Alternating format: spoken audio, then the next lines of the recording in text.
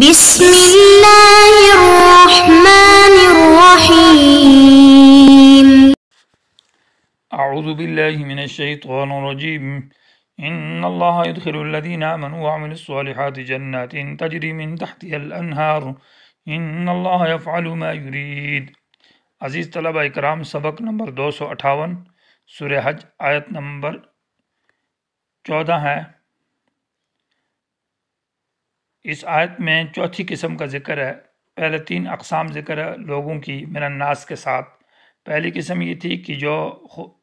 خود بھی خراب ہے اور خراب لوگوں کی اتباع کرتے ہیں، یعنی مرید۔ اور دوسری قسم تھی وَمِنَ النَّاسِ مَن يُجَادِلُ، جو خود بھی خراب ہے اور دوسروں کو خراب کرتے ہیں، یعنی پیر اور بڑے۔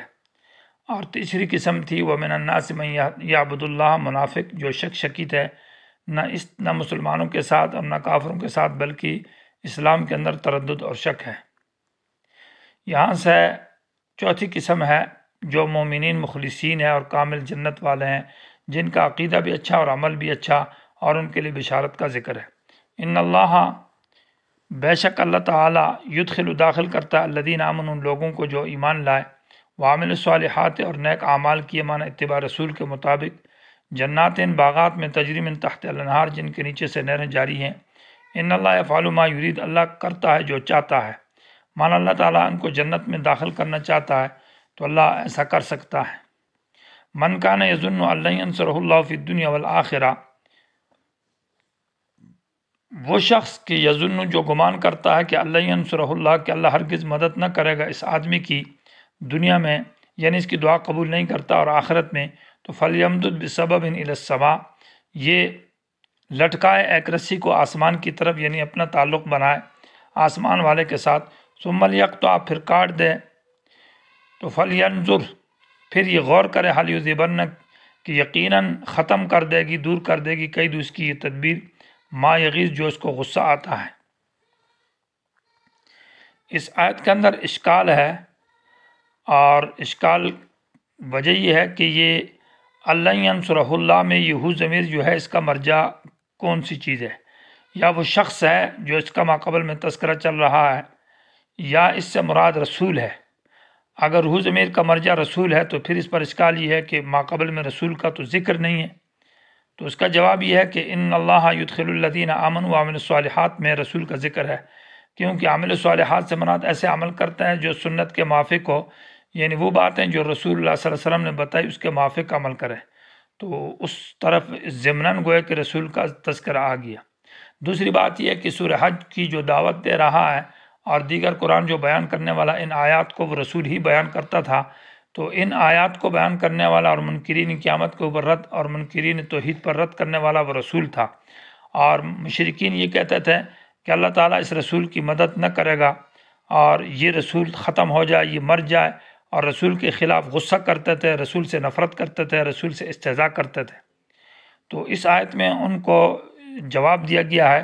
کہ تم جو کچھ بھی کوشش کرو کہ رسول کی مدد نہ ہو،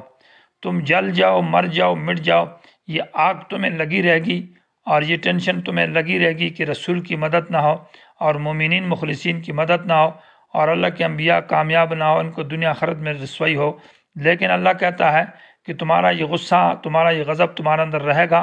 اور یہ کانٹا تم سے نکلے گا نہیں، میں اپنے نبیوں کی مدد ضرور کروں گا۔ اور انا لننصر رسلنا،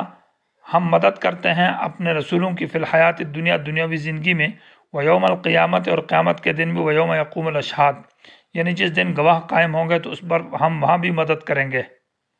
تو اس صورت میں ابھی آیت کا ترجمہ یہ ہے کہ من کان یظن، وہ شخص جو گمان کرتا ہے کہ اللہ ینصرہ اللہ، کہ ہرگز اللہ مدد نہ کرے ہو اس اپنے رسول کی دنیا کے اندر، والآخرت، اور آخرت کے اندر بھی مدد نہ کرے،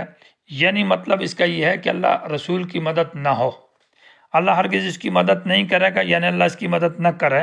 اللہ اس کی مدد نہ ہو جائے، یہ ذلیل ہو جائے، رسول تباہ ہو جائے، اور رسول کے جو ساتھی ہیں ان کی اللہ مدد نہ کرے، تو یہ بمعنی انشاء کیا ہوگا؟ تو فلیمدد، وہ لمبی کرے، لٹکائے، یعنی دراز کرے، بسبب، معنی ایک رسی کو، الی السماء، آسمان کی طرف، آسمان کی طرف رسی سے مراد یہ ہے کہ اوپر چڑھ جائے آسمان کی طرف، اگر وہ چڑھ سکتا ہے، ثم لیقطع، اور پھر وہ کاٹ دے، اور اس کا مفعول محذوف ہے، ثم لیقطع نصرہ، اللہ کی مدد کو اوپر جا کر روک دے، اور وہاں اگر یہ کام کر سکتا آسمانوں پر چڑھ جائے، اور چونکہ رسول کی مدد تو آسمان سے ہوتی ہے تو یہ آسمانوں پر جائے اور اس مدد کو روکے اور کاٹ دے۔ فَلْيَنْظُرْ، پھر یہ سوچے کہ حَلْ يُذْهِبَنَّ، کیا ختم کیا ہے حل بمعنی استفہام انکاری کے، کیا ختم کر دیا قید اس کی تدبیر نے، ماں وہ چیز یغیظ جو اس کو غصے میں ڈالتی ہے، یعنی اس کی اس تدبیر سے اس کا غصہ ختم ہوتا ہے تو ایسا کر لے، لیکن کہاں اس کی اس تدبیر سے یہ غصہ ختم ہوگا، معنی نہیں ہوگا، یہ اسی طرح جلتا رہے گا۔ اس کی وجہ یہ ہے کہ آسمانوں پر چڑھنا ہی مشکل ہے، اور اللہ اوپر جا کر اللہ سے مقابلہ کرنا ہی مشکل ہے، اور اللہ کے ساتھ یہ کدھر چل سکتا ہے، تو اس کو کہتے ہیں تعلیق بالمحال، یعنی رسول کی مدد کو ختم کرنے کا طریقہ یہ ہے کہ آسمان پر چڑھ جائے اور وہاں جا کر ختم کرے، اور آسمان پر چڑھنا اور وہاں جا کر مدد کو روکنا تو محال ہے، اس لیے اس کے دل میں یہ جو خیال ہے کہ رسول کی مدد نہ ہو، ایسا ہرگز نہیں ہوگا۔ دوسرا معنی اس کا یہ ہے کہ ثم لیقطع، معنی ضمیر اسی رسول کی طرف لوٹ رہے، تو فلیمدد بسبب الی السماء کا معنی رسی لٹکائے، الی السماء آسمان سے مراد یہاں پر چھت مراد ہے کہ چھت کے ساتھ رسی لٹکائے، اور ثم لیقطع پھر وہ اپنے آپ کی گردن کو کاٹ دے۔ یقطع بمعنی یخنق کے ہے، یعنی اپنے گلے کو پھانسی لگائے، اور فلینظر پھر یہ دیکھے اس کے بعد، یعنی غور کرے کہ حل یذبن قیدہ، کیا اس کی اس تدبیر نے کہ اپنے آپ کو گلا گھونٹ دیا اور اپنے آپ کو مار دیا، اس کی وجہ سے اس کا غصہ ختم ہوگا یا نہیں، معنی نہیں ہوگا اس کا غصہ، یہ مر بھی جائے تب بھی اللہ رسول کی مدد کرے گا، معنی یہ اپنے گلے کو پھانسی لگا دے اور چھت سے لٹک کر مر بھی جائے، اور اس کی یہ خواہش ہو کہ میں اللہ اپنے رسول کی مدد نہ کرے تو اللہ اپنے رسول کی مدد کرے گا، اس کی اس تدبیر سے بھی اس کا غصہ ختم نہیں ہوگا۔ یہ دو توجیہ ہے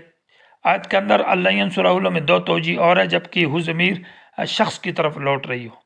تو اس صورت میں معنی یہ ہوگا کہ بعض لوگوں کا یہ خیال ہے کہ اللہ تعالیٰ ہماری دعا قبول نہیں کرتا، اللہ تعالیٰ ہمیں حاجتیں نہیں دیتا، اللہ تعالیٰ ہماری مدد نہیں کرتا، تو وہ اس طرح مصیبت اور خیالات میں رہتے ہیں۔ تو ان کے بارے میں کہا گیا من کان یظن، وہ شخص جو گمان کرتا ہے کہ اللہ ینصرہ اللہ، کہ ہرگز اللہ نے اس کی مدد نہیں کی، دنیا میں اور آخرت میں بھی اللہ نہیں کرے گا،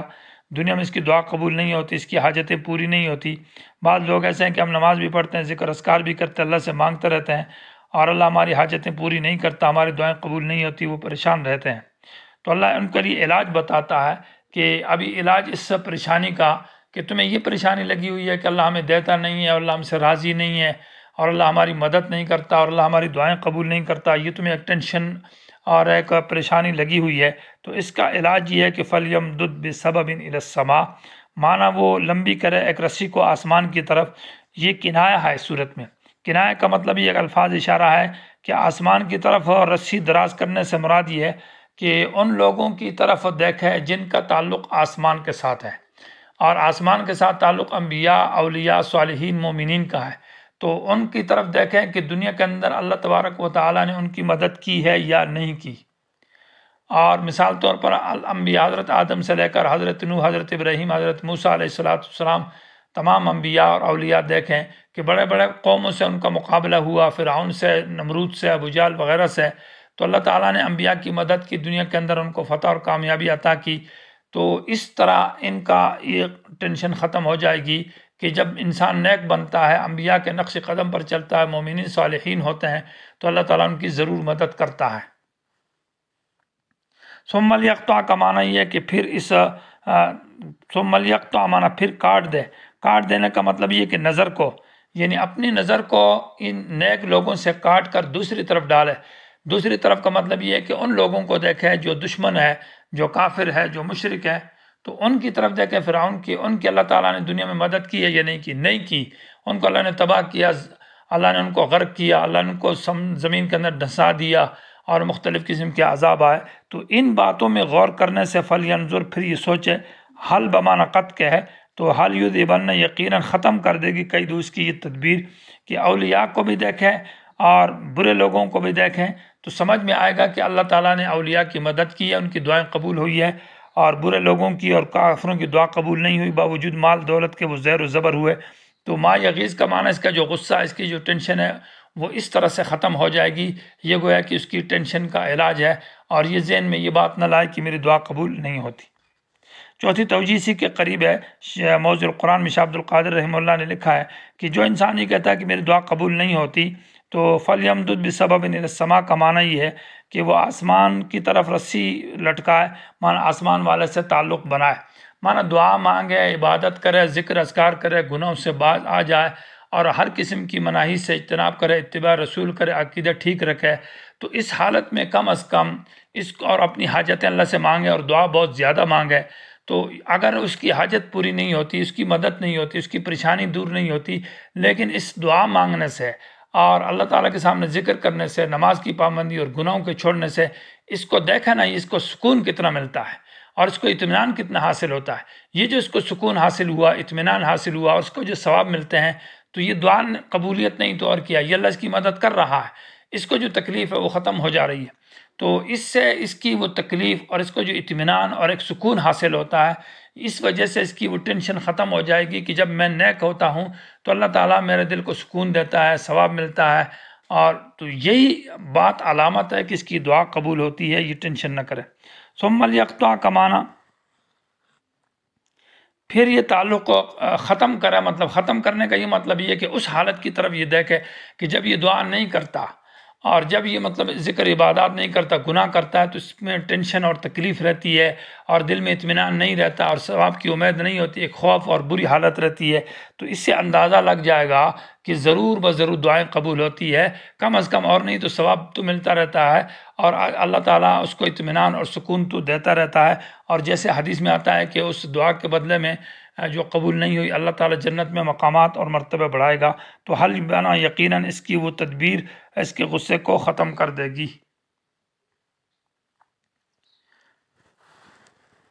وَكَذَلِكَ أَنزَلْنَاهُ آيَاتٍ بَيِّنَاتٍ، اور اسی طرح ہم نے